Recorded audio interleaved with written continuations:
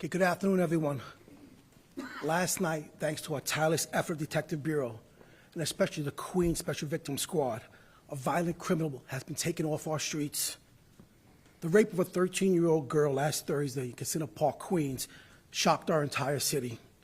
The horrific crime was committed in broad daylight, and our investigators immediately went about finding and apprehending the person responsible. For 4 straight days, they worked around the clock.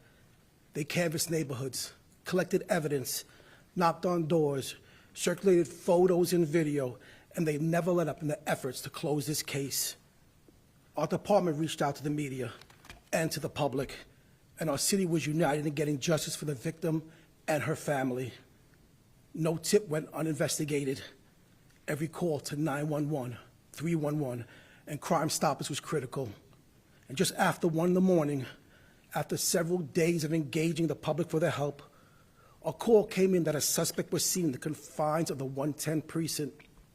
Officers responded to the location, removed the individual from the station house, and after further investigation, we are confident that this person who committed this terrible crime is now in custody. Today, the next phase of the Criminal Justice Bureau begins. We will continue working closely with the Queens DA to hold this person accountable. But now, I want to thank all of our investigators who relentlessly pursued justice in this case. You are a true credit to this department, and you continue to make all of us proud with your unwavering dedication to the people we serve. I want to thank the media for spreading the word and keeping people informed about this case and about every major case we investigate. And I especially want to thank New Yorkers. There is no greater force multiplied than the eyes and ears of the engaged, fully involved public.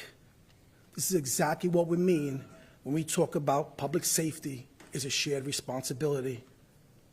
And the past few days proved to the world again that the people of the city can come together and get the job done like no one else. Our Chief Detective, Joe Kenny, will now get some further details. Chief? Thank you, Commissioner.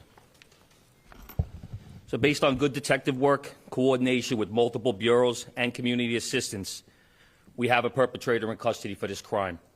His name is Christian Giovanni Inga Landi. He is a male Hispanic, 25 years old, with a date of birth of 1/14/99. His last known address was 57-31 108th Street in Queens. He is of Ecuadorian descent. He has no prior arrest history in New York City. However, he does have 1 arrest out of state in Texas.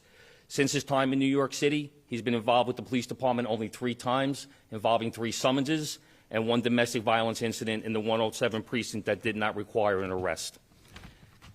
The steps taken to identify this perpetrator were the forensic interviews that were done of both victims.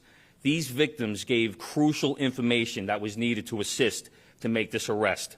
Evidence collection and process. We still have forensics that are currently being analyzed and processed at the lab. The sketch artist gave us that image to work off of, and I'll tell you right now, that sketch was dead on. The video canvas that led to a person of interest. This was video that was provided by the community. All right, the picture and video were blasted out yesterday through DCPI to all media outlets and all of our social media platforms. We got numerous tips from Queens residents. The tips came in via social media. They gave us the perpetrator's name, his Facebook account, which gave us pictures of him wearing the clothing he was wearing the same day that he committed the crime, as well as pictures of him with that distinguishable tattoo on his chest and matching clothing. So as the Commissioner said last night, at 1:07 in the morning, we had 911 calls from the community, once again, directing the police to 108th Street and Walden Street for a perpetrator that fitted the description from past